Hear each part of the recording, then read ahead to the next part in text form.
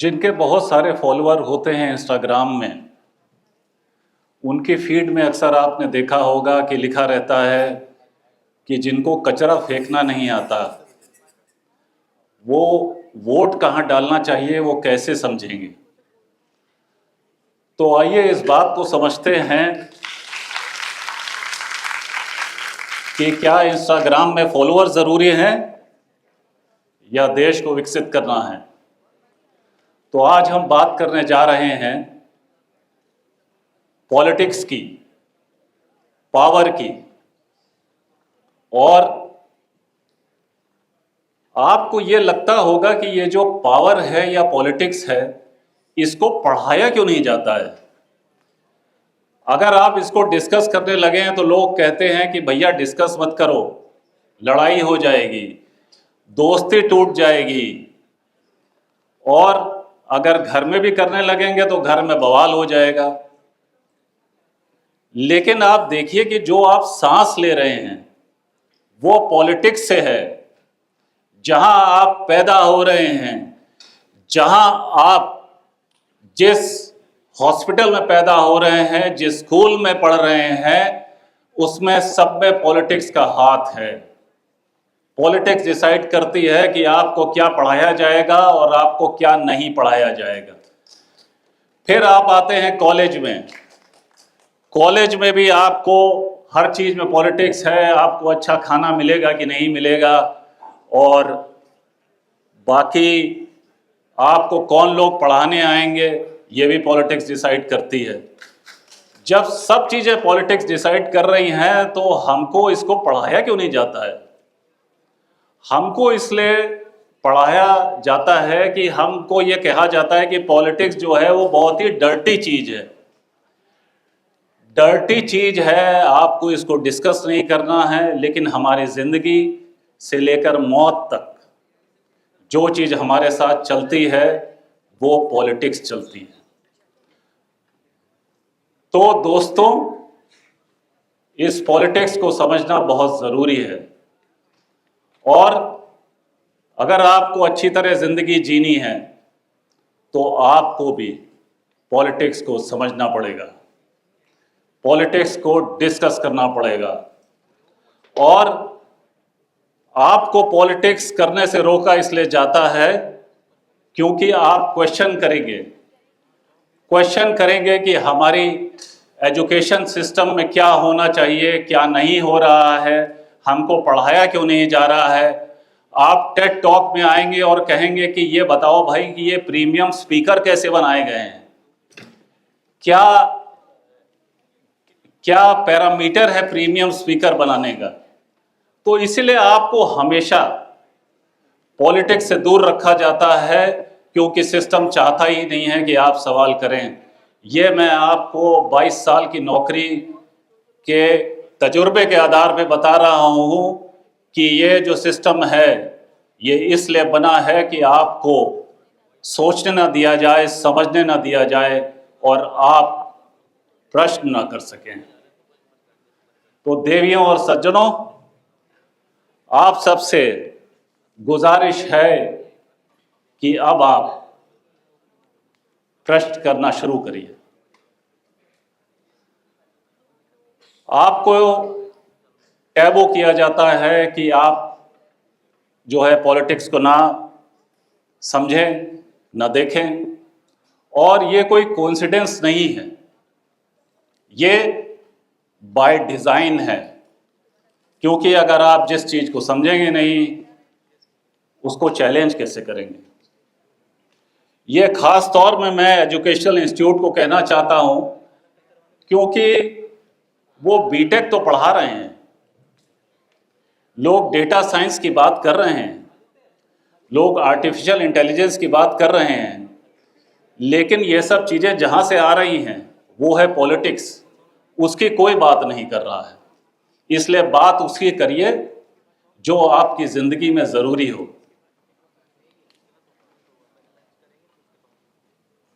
अब इस चीज़ को देखना होगा कि पॉलिटिक्स जो है, या जो ये पावर गेम है, ये पावर गेम साइकोलॉजी का गेम है।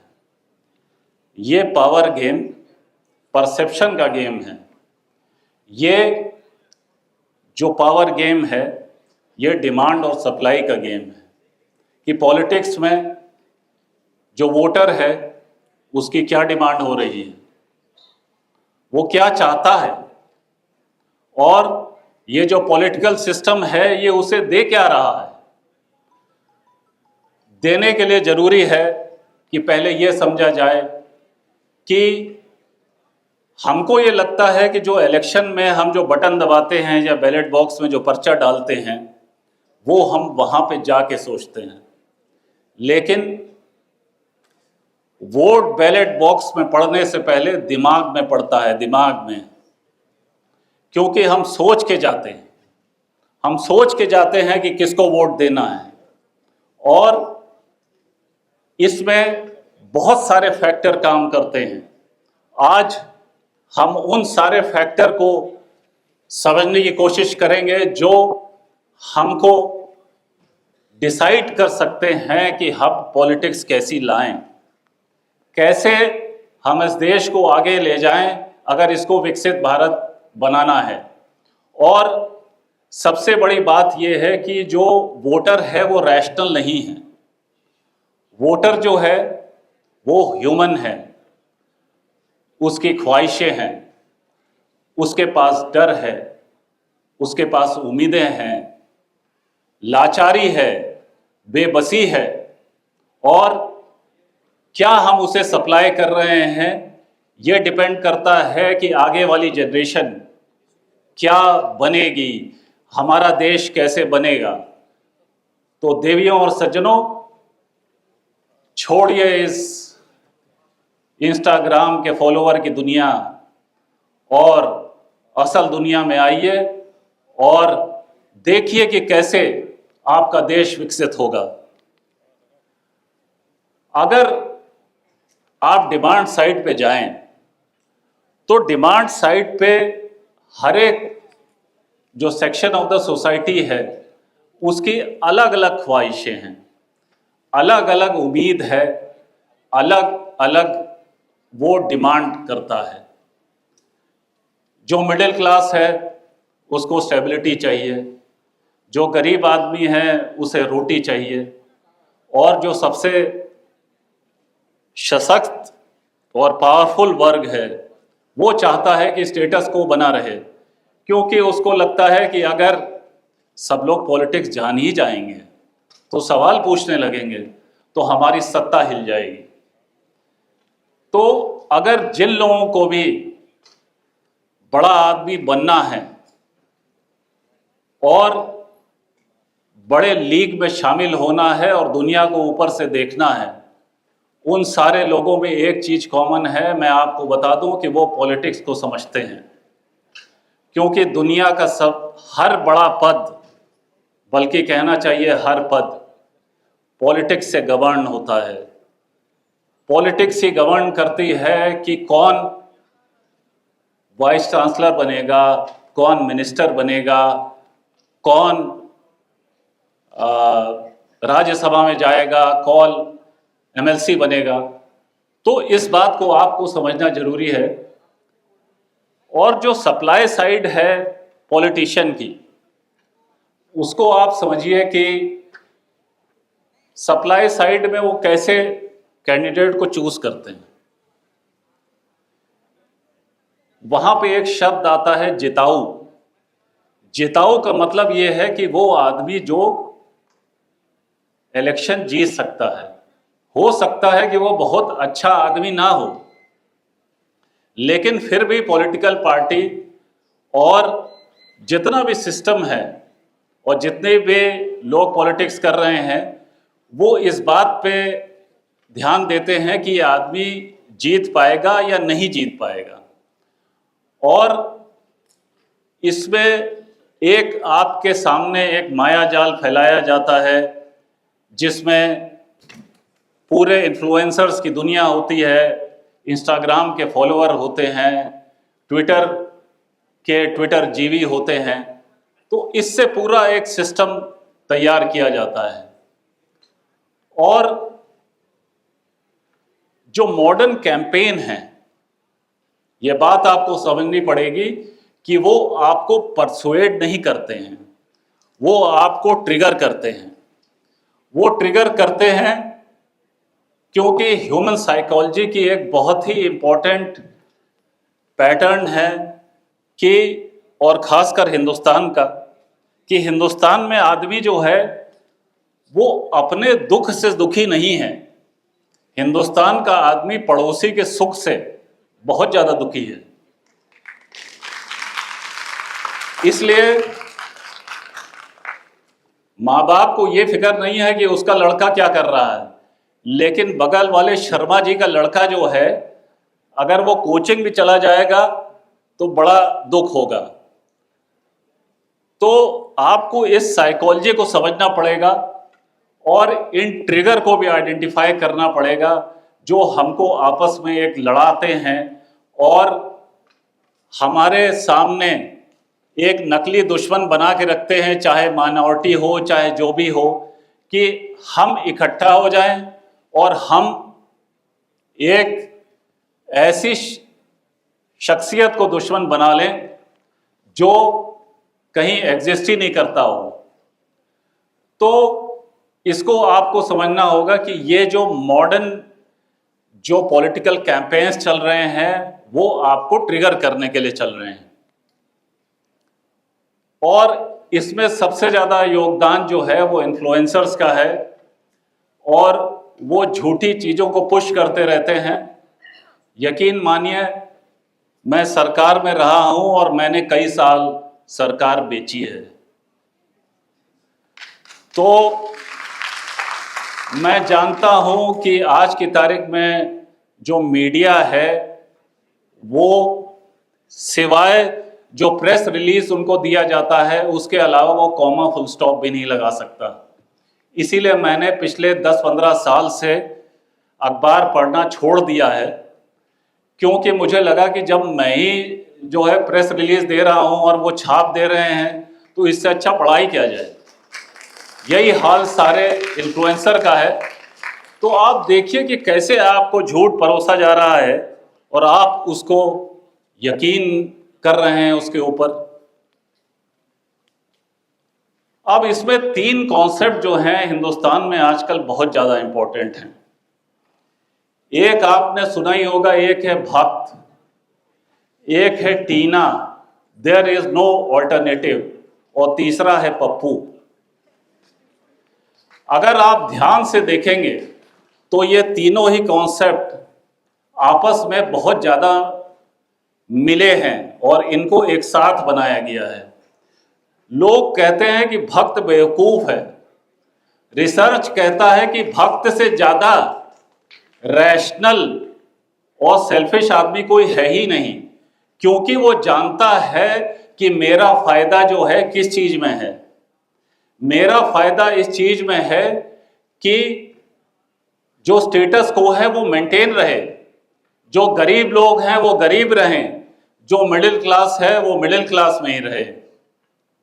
तो वो ये कहता है कि भाइयों कोई ऑल्टरनेटिव है नहीं, और जो ऑल्टरनेटिव खड़ा होता है उसको कह देते हैं कि अरे ये तो पप्पू है। तो ये एक सोची समझी साइकोलॉजिकल साजिश है, क्योंकि किसी भी ऑल्टरनेटिव को खड़ा होने से पहले ही उसको रिडिक्यूल कर दो, उसका कैरिकेचर बना दो, उसका मीम बना दो। और ये कोई पॉलिटिक्स की बात नहीं है। आप कॉलेज में भी देखिए, जो होशियार पॉलिटिकल दिमाग वाले जो लड़के होते हैं ना, वो दूसरों को मजाक बना देते हैं। तो ये जो है ये बहुत पुरानी साइकोलॉजिकल ट्रिक है। ये देयर इज नो ऑल्टरनेटिव कि एक आपके सामने एक फोर्ट्रेस खड़ा कर दिया जाता है। अगर भैया देयर इज नो ऑल्टरनेटिव है तो ये दुनिया यहीं ख़त्म कर देनी चाहिए, क्योंकि दुनिया जो है वो चेंज से चलती है। Change is the only constant in life. तो ये कैसे आपको एक क्लाउन और पप्पू बनाया जाता है। और एक थ्योरी है जिसको कहते हैं साइकोलॉजी में इंटरमिटेंट रीइंफोर्समेंट, ये आप देखिए कि पॉलिटिकल पार्टी कभी भी किसी को चीफ मिनिस्टर बना देती हैं, कभी कोई लाडली बहना योजना आ जाती है। हालांकि मुझे उससे पर्सनली बहुत तकलीफ है, क्योंकि मैं चाहता हूं कि लाडली भैया स्कीम आए। आज की तारीख में लड़का होना गुनाह हो रहा है।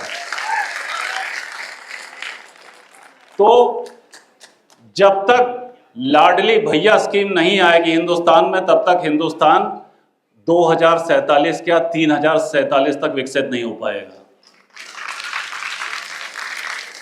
और मैकियावेली ने यही कहा था कि हमको जो है पॉलिटिकल भाषण नहीं सुनने चाहिए, बल्कि देखना चाहिए कि नेता क्या एक्शन ले रहा है। तो आप इंस्टाग्राम के फॉलोअर पे ध्यान ना दें, यूपीएससी की तैयारी उन लोगों के साथ ना करें जिन्होंने कभी एग्जाम ना निकाला हो। हालांकि लोग जो है आजकल उन्हीं से पढ़ रहे हैं, वही लोग परीक्षा पे चर्चा कर रहे हैं जो पढ़ लिख नहीं पा रहे हैं। तो भैया मेरे पास ना कोई इंस्टाग्राम है बेचने के लिए, ना कोई कोचिंग है।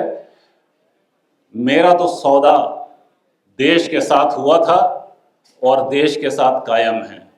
मैं इस देश को आखिरी सांस तक बचाऊंगा, बाकी लोगों से मुझे कोई मतलब है नहीं। और क्योंकि ये टेड टॉक हो रही है एक एजुकेशनल इंस्टीट्यूट में, तो अक्सर ऐसा होता है कि जो पढ़े लिखे लोग होते हैं वो जो है पॉलिटिक्स में आने से डरते हैं। ये ऐसा आपको इसलिए समझाया जाता है क्योंकि वो मालूम है कि पढ़े लिखे लोग ज़्यादा अच्छा प्रश्न पूछ सकते हैं, वो गुलाम नहीं रहेंगे। वो आपसे पूछेंगे कि ये भाई ये एजुकेशन में हमको क्यों दे रहे हो, वो दे रहे हो। तो मैं आपसे आग्रह करता हूं कि पॉलिटिक्स में बढ़ चढ़कर हिस्सा लें और ये जितना भी माइंडसेट है पढ़े लिखे आदमी का, वो सब खत्म करिए। मेरा तो ये मानना है कि आज की तारीख में इससे बड़ी गाली हो ही नहीं सकती कि आप पढ़े लिखे आदमी हैं। जो ये कहता है कि आप पढ़े लिखे आदमी हैं, वो कहना चाहता है कि भैया तुम प्रश्न क्यों पूछ रहे हो, तुम तो पढ़े लिखे आदमी हो, चुपचाप बैठो अपने घर में। तो अब आप देखिए कि आपको अगर शिक्षित होना है, आपको अगर अपने समाज को आगे ले जाना है, अपने परिवार को आगे ले जाना है, तो चाहे लोग जो भी कहें कि एंटरप्रेन्योरशिप कर लो, मैं ये कहता हूं कि यूपीएससी की तैयारी करो या सरकारी एग्जाम की तैयारी करो, क्योंकि सरकारी नौकरी से अच्छी कोई नौकरी नहीं है। और दूसरी बात आपको बता दें कि जितने लोग सरकारी नौकरी कर रहे हैं वही दूसरों को बता रहे हैं कि भैया तुम जो है तुमको बिजनेस करना है। अरे यार तुम क्यों नहीं नौकरी छोड़ के बिजनेस करते हो जैसे हमने किया। अगर जिसको एंटरप्रेन्योरशिप करनी है, मैंने भी 20 साल यही किया कि मैं भी लोगों से कहता था कि भैया सरकारी नौकरी में कुछ नहीं रखा है और बिजनेस करो। तो इसलिए आपसे जब भी कोई ये कहे कि बिजनेस करो तो आप सतर्क हो जाइए, सावधान हो जाइए और सरकारी नौकरी की पहले तैयारी कर लीजिए। उसकी एक उम्र है, बाद में ख्वाहिशें पूरी होती रहेंगी, जब चाहेंगे तब आपको डेटा साइंटिस्ट बना देंगे। और आपको बता दें कि ये डेटा साइंटिस्ट कुछ नहीं कर पाएंगे हमारे हिंदुस्तान के अलावा, क्योंकि सारा डेटा हमारे पास ही है। ये सारे ओपन एआई, क्लोज्ड एआई, ये कुछ नहीं है हिंदुस्तान के अलावा, क्योंकि हम पूरी दुनिया में सबसे ज़्यादा अंग्रेजी और हिंदी जानने वाले डेटा हमारे पास ही है दोस्तों। इसलिए आप फख्र करिए और यह भी फख्र करिए कि आप उत्तर प्रदेश से हैं, जो 5वां कंट्री है वर्ल्ड का। तो इसी के साथ मैं आप सबसे आह्वान करता हूं कि आप सरकारी परीक्षा दें और कोशिश करें कि अपने माँ बाप के ख्वाहिशों को पूरा करें, क्योंकि आजकल लोग प्रश्न जो पूछ रहे हैं वो अपने माँ बाप से पूछ रहे हैं। अरे भैया, प्रश्न गवर्नमेंट से पूछना है, प्रश्न डीएम से पूछना है, प्रश्न एसपी से पूछना है, प्रश्न सेक्रेटरी से पूछना है। अपने माँ बाप से प्रश्न कम करिए। जय हिंद, जय उत्तर प्रदेश।